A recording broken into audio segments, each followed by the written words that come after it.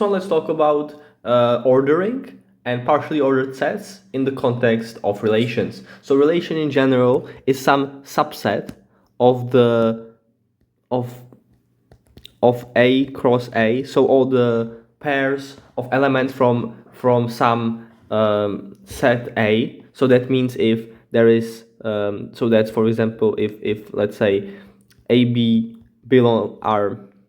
equals this set A, then for example inside A cross A is AB or AA. So you choose anything from the set A and put it into these ordered pairs. So a relation is that. The order matters as well.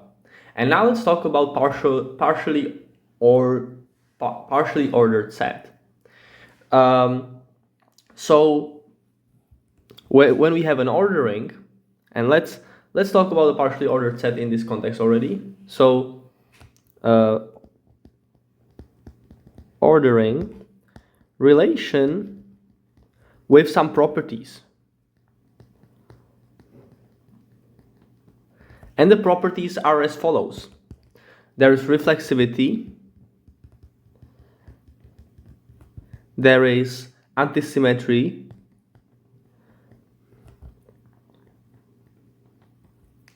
let's delete this example not to have confusion, and third of all, there is a third property called transitivity.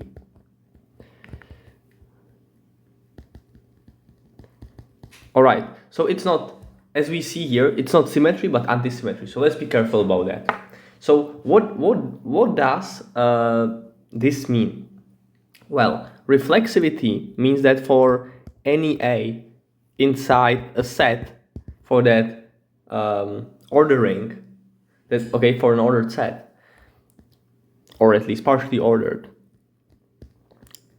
this element is inside the relation there. So there is the relation of an element with itself. That's first thing. Second thing, if this is inside the relation and this is inside the relation, it must imply, so and, this means and as logical statement. So this whole thing implies that these two things must be equal. That goes as a good example with A is smaller or equal than B and B is smaller than equal than A. Then of course A equals B. This is a thing, so let's take that into account. So these are two properties so far. And the third is transitivity. AB being in the relation as well as BC being in the relation, that implies that AC is inside the relation. Okay, this is the same like with equivalence relations. We have this as well, of course.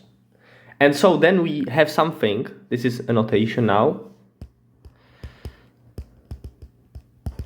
that A, R, so this is the set, this is the relation,